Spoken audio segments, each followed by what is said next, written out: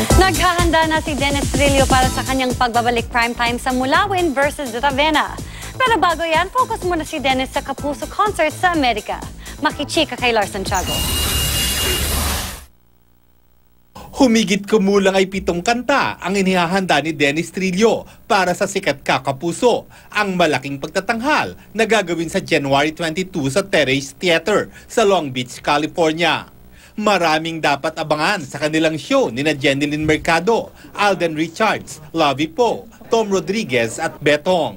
May duet po kami ni Miss Jeneline Mercado. Yun, tapos marami kaming mga broad numbers kasama sila Tom, si Alden, si Betong, magkakasama kaming kumanta. Meron din sila mga solo numbers, ganun din si Lovie. Dahil magkakasama silang mga kapusong artista, sasamantalahin na rin daw nilang magbonding kahit hindi naman sila magtatagal doon. Pagkagaling kasi sa Amerika ay muling aalis si Dennis papunta sa Europa. Naplano po yun na matagal na. So, pagkabalik namin, bago mag-start din magtrabaho, meron lang kaming short vacation.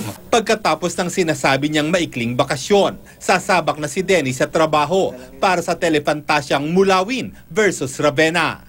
Excited ang aktor dahil pagkaraan ng ilang taon, muli siyang gagawa ng telefantasya. Kinakabahan ako at na-excite at the same time.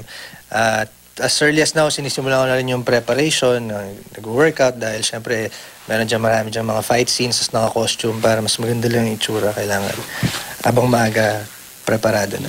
Lars Santiago, updated sa Showbiz Happening.